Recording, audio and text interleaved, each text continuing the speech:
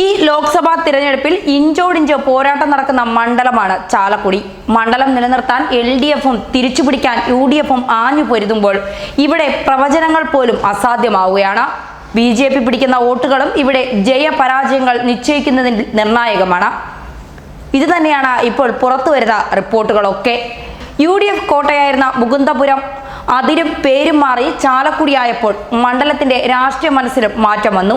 2009 കോൺഗ്രസിനൊപ്പം നിന്ന മണ്ഡലം കഴിഞ്ഞ തിരഞ്ഞെടുപ്പിൽ ഇടത്തേക്ക് ചാഞ്ഞു. മണ്ഡലം തിരിച്ചുപിടിക്കാൻ UDF കൺവീനർ ബെന്നി ബെഹന്നാനെ തന്നെയാണ് കോൺഗ്രസ് ചാലക്കുടിയിൽ ഇറക്കിയിരിക്കുന്നത്. കഴിഞ്ഞ തവണ സ്ഥാനാർത്ഥിയോടുള്ള എതിർപ്പാണ് കോൺഗ്രസിന് തിരിച്ചടിയായതെങ്കിൽ ഇത്തവണ കാര്യങ്ങൾ അങ്ങനെയല്ല. സ്ഥാനാർത്ഥിക്കൊപ്പം മണ്ഡലത്തിലെ 4 UDF MLAമാരും പ്രചരണ രംഗത്ത് സജീവമാണ്. എറണാകുളം ജില്ലയിലെ 4 മണ്ഡലങ്ങളിൽ നിന്ന് മികച്ച ലീഡ് ലഭിച്ചാൽ മണ്ഡലം വീണ്ടും വലത്തോട്ട് തന്നെ ചായും.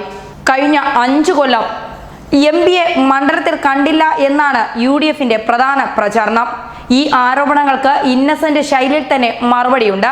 ഇടത് സ്ഥാനാർത്ഥിക്ക് 5 കൊല്ലം കൊണ്ട് 1750 കോടിയുടെ വികസന പ്രവർത്തനങ്ങൾ നടത്തി എന്ന അവകാശവാദം പരമാവധി പേരിലെത്തിക്കാൻ ഇന്നസെന്റിനായി.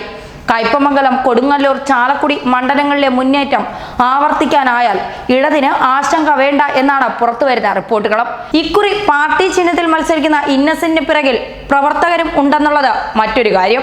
മണ്ഡലത്തിലെ വോട്ട് വിഹിതം വർദ്ധിപ്പിക്കുകയാണ് NDAയുടെ പ്രധാന ലക്ഷ്യം. ജയിച്ചില്ലെങ്കിലും ചാലക്കുടിയിൽ ആര് ജയിക്കണം എന്ന് തീരുമാനിക്കുന്നതിൽ NDA പിടിക്കുന്ന അധിക വോട്ടുകൾ നിർണായകമാകും.